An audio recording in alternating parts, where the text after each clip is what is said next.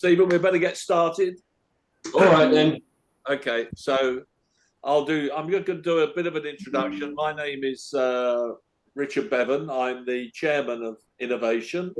Um, Innovation have been managing projects for clients for somewhere near 40 years now, both here and the UK and other places.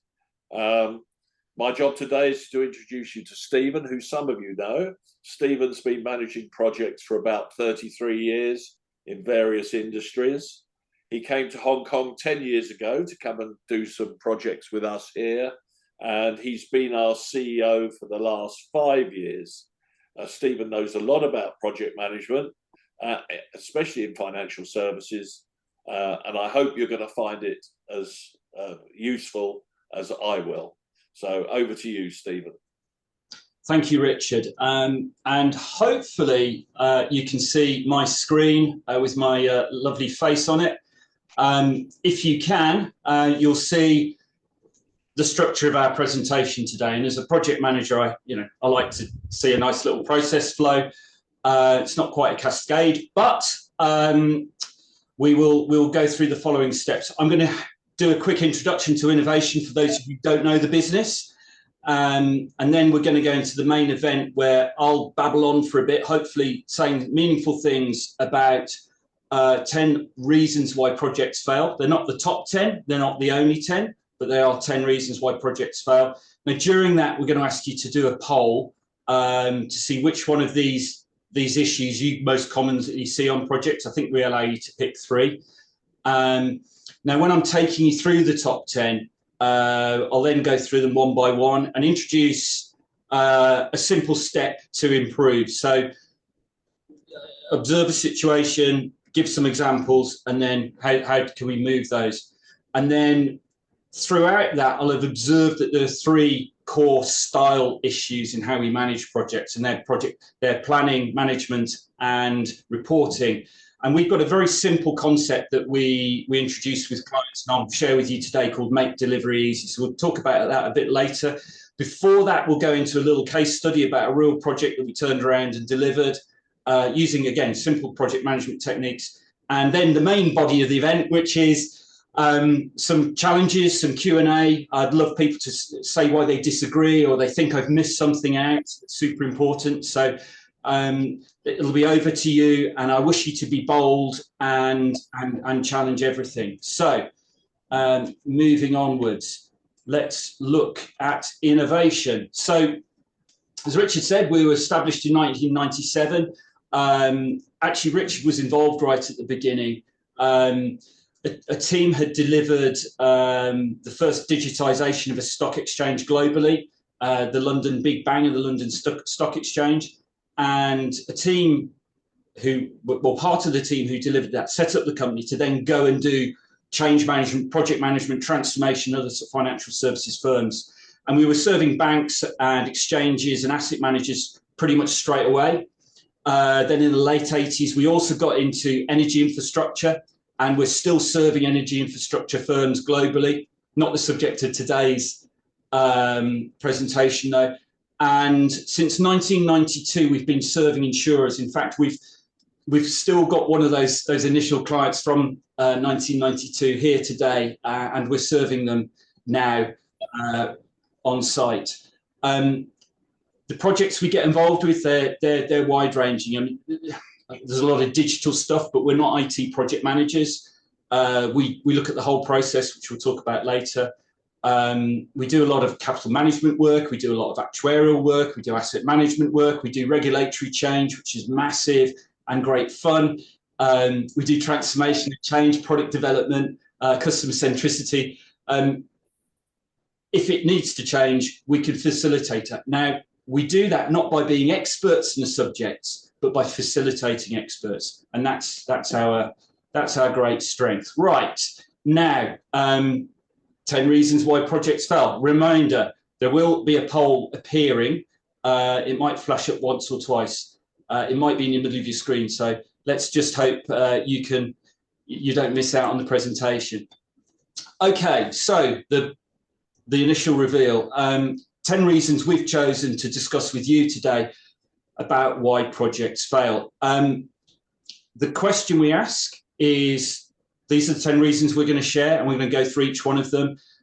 Which ones do you most commonly see? Now, I know some of these phrases may be a little bit high level, and they're designed that way to be easy to communicate to non-project management professionals. But when we go through each of these issues and each of their solutions, I'm going to have in mind these 3 things: reporting style, planning style, and management style. And at the end of that, we're going to look at an overall approach to just nudging projects into a more positive position. And there appears the poll. Okay, so now on to each reason and each solution. So number 1 in our top 10, lack of focus on the prize. What do I mean by that? What I mean is lack of focus on the outcome. It's very easy in a project to focus on the deliverables, but the deliverables are no good unless you deliver the desired outcome.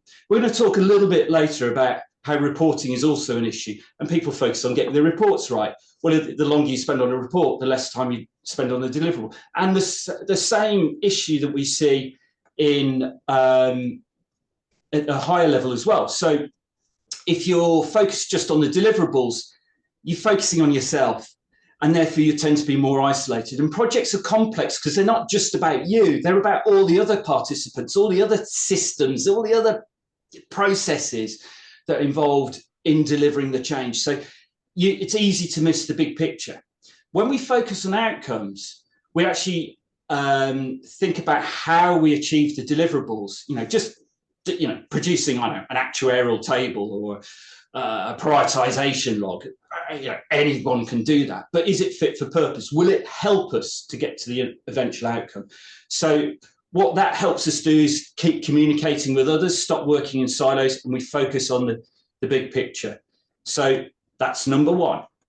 Now, moving on to number 2, which is planning by pictures. Another glib one, but this is close, very close to my heart. And we've got here 2 illustrations about planning by pictures. The first one is where a company was delivering a new financial services app to its clients, to its customers, in partnership with a third-party vendor. They decided that they were going to go agile. Fine, we'll talk about agile briefly later. And they decided they were going to do it in 2 sprints. Fine. They also decided they're going to do UAT after the sprints, but we'll not get into that. And this was the top part of that diagram on the left, was the totality of their plan. And they didn't acknowledge the intricacies and the dependencies within the project. And I'll show you later a specific example where they failed. It wasn't the only reason they failed, but where they failed. But what actually happened was everything was fine. The plan was there, as you can see it on screen, and they started drifting, and no one really knew why, because they weren't drawing the dependencies. Now, I'm a big fan of PowerPoint. Everyone who knows me knows I love doing these PowerPoint diagrams. And here we see a diagram drawn on a whiteboard. This is planning a new product in financial services, and it was about I think it was the marketing strategy, the operations strategy, and the product development strategy. So first of all, we planned it on a whiteboard, drawing the lines between the boxes, and that's the really important bit, because that shows you what is dependent on something else. And then next to it, we drew it up into a nice PowerPoint. So this is our equivalent of what you see over here. So when you've got that in place, you can then do something more technical. So here we've created a Microsoft project plan, as it happens. I think it was project, might have been Primavera. And then later you have a to-do list. Now, if you plan by pictures, you don't create that lineage between the visual plan that was articulated to start with, and then this final, what we call to-do list for the people who actually need to deliver the work. So, to be real in a project, you've got to understand the dependencies. That's the really hard thing that we need to coordinate. And we need to coordinate the interactions between different departments. So those boxes might appear separate on screen, but they're usually dependent on each other. And if we can coordinate across different departments, then we prevent working in silos. So that's that's how we start to move forward. Right. I could probably spend 3 hours on this one alone. Over the particularly last decade in financial services, people talked a lot about agile versus waterfall, and methodology seems to be important to people. There are roughly 60 really good project management methodologies. We use some of our own ones in-house, and we apply others that we've learned from other consultancies and other organizations. But there's a key point in methodologies that I want to iterate to you today, which is that all projects are deterministic. You have an idea, someone has an idea, someone develops the idea, someone implements the idea, and then someone has to live with the consequences of that implementation. Now, that happens in stages, one after the other. And it doesn't matter what method you dress it up in. It's not going to happen more effectively by going a particular method or another. It's about the attitude to what you're going to deliver. And just a quick note for some of you who might be disagreeing with me so far about this, is that Agile is a very specific thing. It's about customer centricity by high-performing teams in software development. It was created in April 2001 and by people who call themselves organizational anarchists, and it's really useful for prototyping software, and it's really useful for implementation of software, but it's not a project management methodology. Now, I know the PMI have made billions of dollars selling it as a PM methodology. It really is not. And then a further point on waterfall, that's just a name used pretty pejoratively to describe traditional projects that run in cascades. The reality is it's not the method you use, it's the attitude of the participants and the attitude towards delivering the outcomes that will determine your success. Don't get hung up on method. Make sure it's one that works for the people, your stakeholders that are delivering the project. Okay, moving on to number 4. It's easy, isn't it? Right, a massive project, yeah, we just go and do it. We don't have to plan it, we just get on.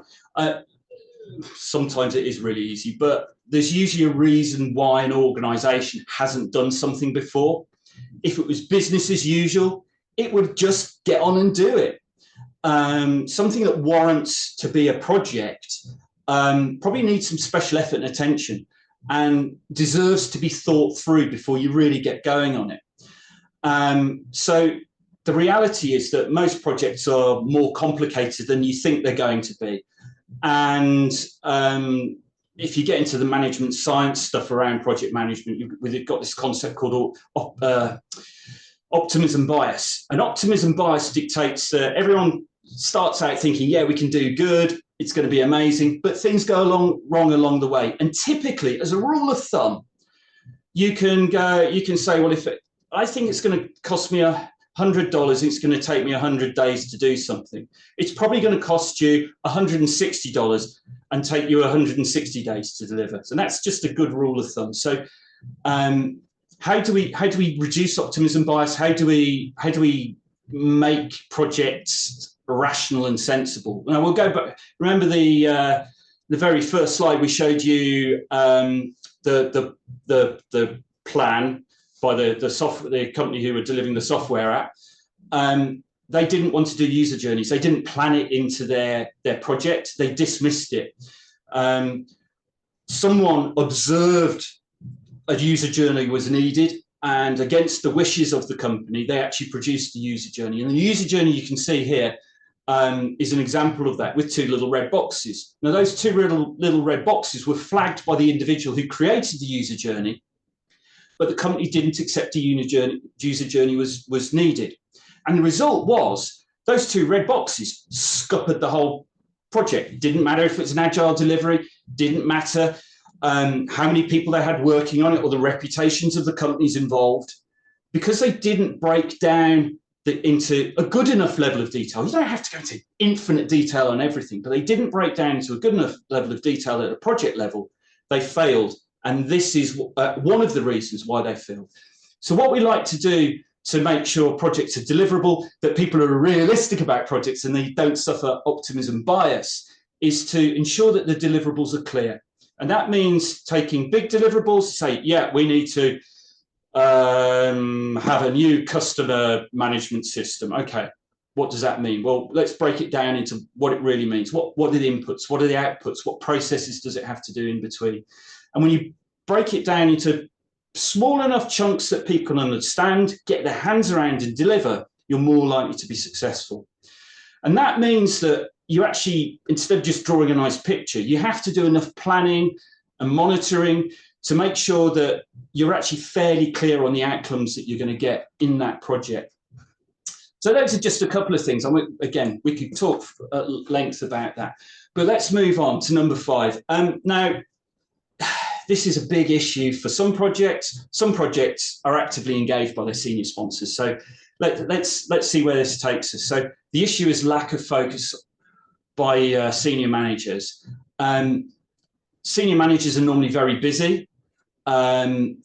They suffer information overload all the time. I was recently reading some data that a media distraction, whether it be social media or an email, somebody walking up to you and saying, "Can I have a quick word?" If you're really focused on something, it normally takes, I think this is in the US, 23 minutes to get the attention back on the thing you were previously focusing on. So you imagine having 20 or 30 or 100 or 200 interactions like that a day. And in the modern world, we're typically dealing with 250 to 300 interactions a day.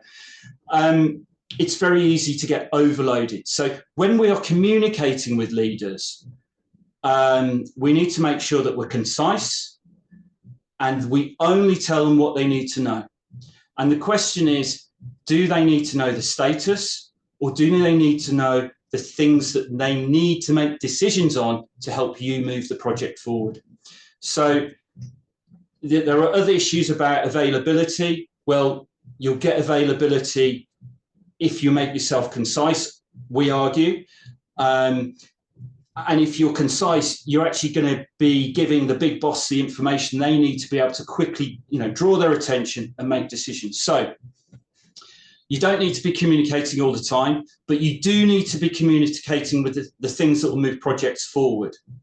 You need to make sure you're clear, and you need to put in place methods of reporting that don't require too much effort to create. So I'm going to give you a very quick example. There was a company a few years ago that was doing a massive regulatory change. They spent about $300 million doing it. Now, in the course of that, the sponsor of the project, actually it wasn't the sponsor of the project, someone senior on the project decided that they needed a fortnightly report of about 50 PowerPoint slides for a 1-hour senior management meeting. We measured the content of those PowerPoint slides. They were between 17 and 19,000 words long. That would take 2 hours and 40 minutes for an individual to read for a 1-hour meeting. Moreover, we discovered that there were 32 pre-meetings. Now, a meeting has more than one person in it, so at least 64 people are involved in pre-meetings to produce this 50-page deck. So they were spending about 300 working hours a week producing this deck. And that 300 pages and 50 pages and 300 hours was focusing people on reporting, not delivering.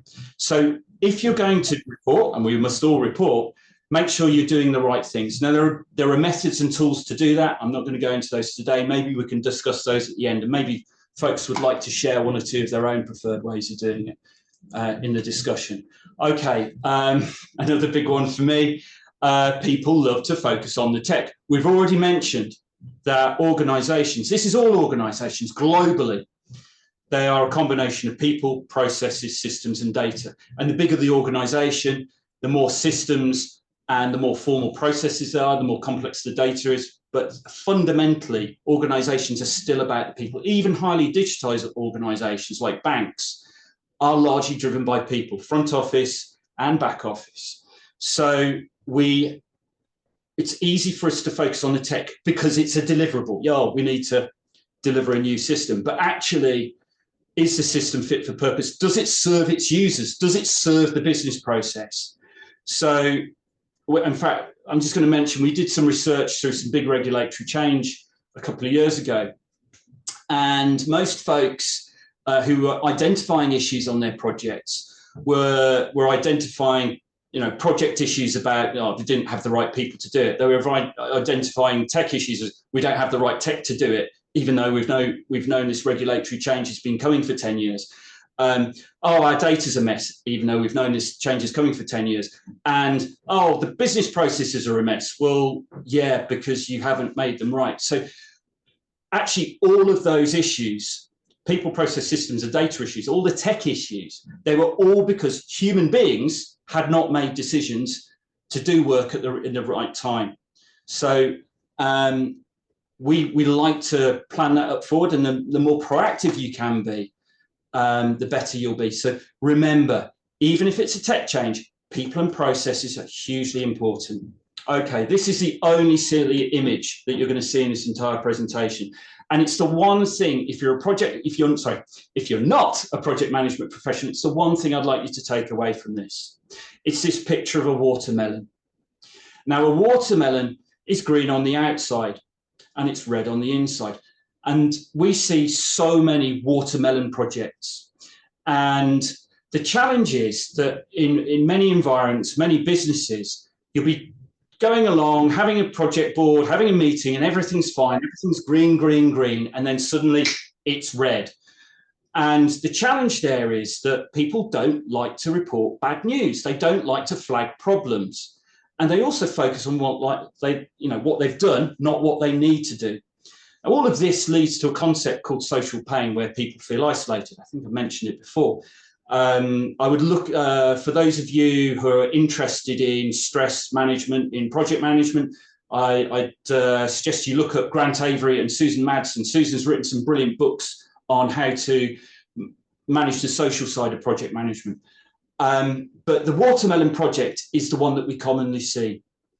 Now, how do we get over this? Well, you need to ensure that two things. That first of all, your reporting is simple enough to understand and for people to respond to. And you need to move away from reporting what you've done, your status, to what you need to do next. In nudging projects forward, we don't really care what's happened. What's happened's happened. What we really care about, what needs to happen next. And that might be a decision or a resolution of an issue or management of some kind of issue. And this is a hugely important one at the core of all project management. Okay, so we're talking financial services. All financial services are heavily regulated, particularly banking. And that drives different project management cultures in these different types of financial services. But we commonly see people just assuming the legal stuff will take care of itself. And we've already seen this graphic earlier about the product development project. And right on the second little PowerPoint drawing with the big blue box at the top, when we looked at that particular stage was about 6 months for regulatory approval. So the rest of it was actually quite straightforward, apart from the media buying. But if we'd not spotted that up front, if we'd waited till we kind of got to it to go to the legal stuff, the whole project could have been delayed by 6 months versus our initial expectations. So when we start a new project, and actually we started one this week, day one, day two, we like to be talking to legal, we love talking to compliance, and best of all, internal audit. These people are your friends on a project. If you can understand what their standards and requirements are, you're not going to have a snafu halfway through. Okay, coming up, number 9. Now, there are a couple of elements to not having the right people in place to deliver. In financial services, it's typically fairly well rewarded as a business, but one of the downsides of accepting that reward is that you're expected to work very, very hard. People typically work somewhere between minimum 60, maximum 120 hours a week, depending on the kind of area of financial services you're in. And so if you've got somebody who's an operational worker, whose day job is to do something on systems or do something in front office or be selling. You ask them to do something additional. They're not going to magically increase their productivity to deliver your project, which is important to you, but not to them. You're going to have to do something differently. So you really have to think about who's going to actually do the work. And you need to plan it for when, if it's really busy people, you need to plan it for when they're not so busy. One moment. So that's the first issue. The second issue is that this doesn't happen so much in banking, but it certainly happens in asset management and insurance. Project managers are very often brought in far too late a stage in the project when you get to implementation. We need to implement. We need somebody to coordinate it. And what they really mean is they need somebody to walk around with a clipboard and book meeting rooms and take minutes, which isn't project management. A real project manager is able to get involved very early on in defining what's going on, so focus on the outcome and helping develop the deliverables based on the outcome. And then they're able to help with the planning of the project. Now, some projects, this all happens in parallel. Sometimes it's deterministically, but the planning and definition of the project, you need a PM up front. And then, of course, after the project is complete, you've delivered the deliverables, but you haven't yet delivered the outcome. So someone somewhere has to be responsible for ensuring the outcome has to happen. That could be the PM, that could be operational owner, but you have to make sure that you've actually got delivery into completion to generate the benefits, to realize the outcomes you desire. So I suppose what we take away from that is that business as usual workers need the support to deliver change. And from a project management perspective, that's all about getting the right people doing the right things at exactly the right time. Okay, so number 10. So we need to get going. We've had a great idea. It's a huge market opportunity. Yep, that's true. But if you run off half-cocked, like our friends in the very first example did in their little app, you're not necessarily going to achieve the outcome that you want to deliver. And if you take time and effort up front to understand what you're working on and what you're trying to achieve, you're going to have a better outcome later down the line. If you wait until you're in delivery to really get into the detail, you're actually going to find that costs are going to go up. And it's a lot more to deliver costs, a change in scope halfway through the project than it is right at the beginning. So it's in your favor to do that upfront thinking. So, really understand what's at stake before you're committing.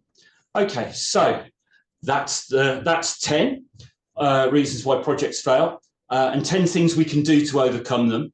Now, I mentioned right at the beginning, we were going to share a view on whether they were about planning, management and reporting and what we can do about those styles to improve them. So I've just listed them here. I won't go into them in detail, but we're very happy to share them after we've finished today in sort of post webinar communication.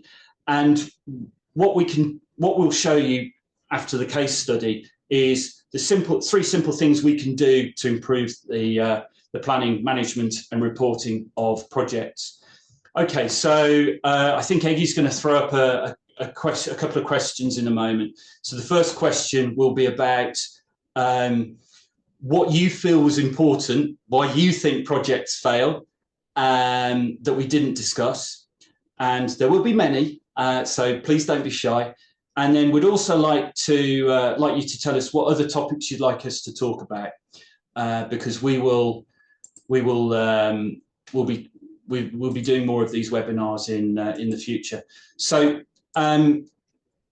right, so we're now going to talk about the case study, and it's a very simple real life example. So it's all based on this big diagram you can see here. This is a sanitized public domain version of an insurance company's financial close process. If anyone's interested in financial close processes, we've published this on our website, or you can get a detailed version from one of us if you want to know about that sort of thing. A financial close process is important to any financial services firm. They're normally driven by regulation, and a bank is required to do its financial close every day. So it's roughly 250 days a year. So every day has to add up 300 million, 500 million, a billion different transactions. And it's a grand exercise in arithmetic. Insurers are quite different. Globally, they, by regulation, are only required to close twice a year. They're much smaller businesses, usually in terms of numbers of customers, and the numbers of transactions are tiny in comparison to a bank, maybe a couple of billion transactions a year maximum. So and that's fine. But the challenge with insurers is they're not really doing arithmetic, they're doing calculus. So they're making projections into the future on risk and liabilities. So this particular insurance company had done an immense piece of transformation itself over a 5-year period. And the centerpiece or the outcome of that was to be an improved financial close process. They wanted to manage themselves more effectively. They wanted to be the best managed insurer in the world, and they might well be nowadays. And this is how they got there. So they had a fast close, monthly close project in place to improve their business, and it hadn't really moved on in 2 years. So what happened, we got involved, and we looked at what they were doing, and we found that they didn't really need to change their operating model. So this thing here, it wasn't a business blueprint. This is not theirs, but this is a public domain one. This is they didn't need a new target operating model. They just needed their current operating model to be optimized. And they had all the expertise in the business to do it. They just didn't have the time or the focus at that point in time. So what we did was we went around individuals in the business identifying the bottlenecks. And in terms of those of you who are not familiar with process development, it's a systems engineering concept where you have an input, a transducer, a doing things box, and an output. And everything you do in life has an input, a process, and an output. And what we did was we looked at the bottlenecks in that process, and we came up with very small, simple plans that people knew they could deliver. So we broke everything down into bite-sized chunks. And because those plans were realistic and achievable, the business, and most importantly, the business leadership and the workers bought into it. And over time, we incrementally improved. The business went from 34 days to 24 days. That's still longer than a month. Then it went to 18 days, which is just about less than a month. Then it went to 8 days, then 4 days when we finished. And I think eventually it went to 3 days. And what that did was it transformed the business, because instead of spending all the time and effort creating the numbers, everyone spent all their time managing the numbers. And their stock price of the business went up and up and up for subsequent years. So it was a really wonderful situation to be a small part of. Right, so we've got the poll up. We're going to talk about make delivery easy. So this is the second thing. First thing I wanted to take away was the idea of a watermelon project. Projects that look green on the outside, but really they're red on the inside. The second thing is make delivery easy. So make delivery easy is a very simple set of concepts. Think about 3 things on your projects. Think about its management style, think about its reporting style, and think about its planning style. I'm going to start at the bottom, actually, with planning. So on projects where delivery is difficult, we find approximate planning. Earlier I said planning by pictures. Anything that's not really showing dependencies is a bit of a bad plan.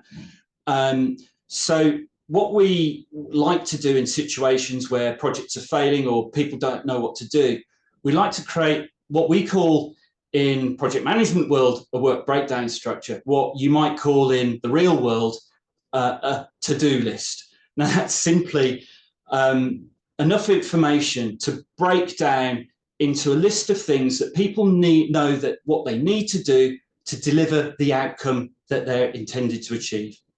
And so if you have that to-do list in the work breakdown structure, that transforms your reporting style. So I talked earlier about the example where there was a company doing regulatory change and they had 32 pre-meetings and a 19,000 word report on a fortnightly basis.